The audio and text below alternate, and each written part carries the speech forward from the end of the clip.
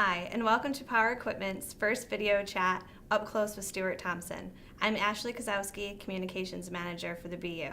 And with me today is Stuart Thompson, General Manager of Power Equipment. Thanks, Ashley, for making this possible. Stuart, you've spent the past few months building out your leadership team, and your structure is a little bit different than Power Components. Can you explain to us why you chose to do it that way? Ashley, I think there's really two reasons why we did it this way. First reason was that the equipment business is much more localized regionally than what the components business is. You can't just build in one location and ship everywhere.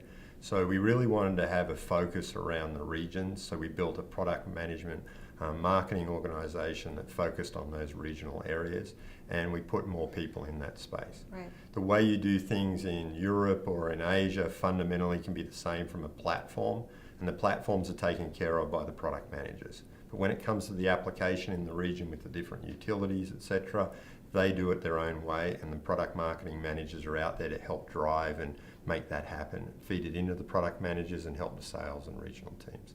The second reason is that we looked at the complexity around the equipment business, the way it joins different functions together, the way it operates at putting solutions together for customers, and there was a lot of opportunity there for simplification.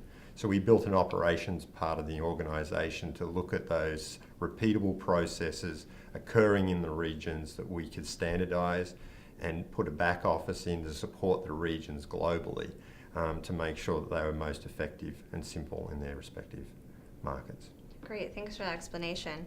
Well, Q1 was a tough quarter for us. What are some of the immediate challenges you see facing the business unit?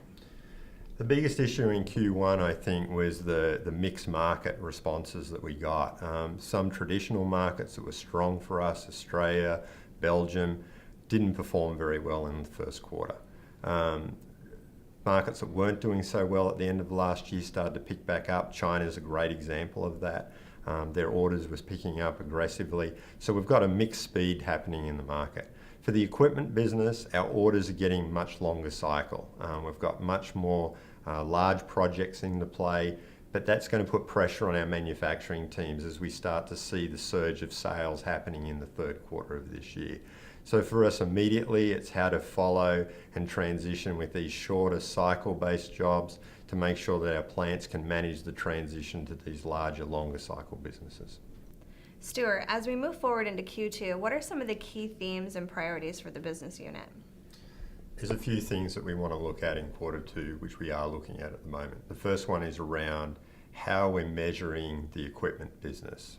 To truly drive that business, we need to have good metrics, driving solid orders, pipeline, hit rate around the different regions to know where we're spending our time, where we're wasting our time, and where we're getting good opportunities to help the teams focus on where we can win.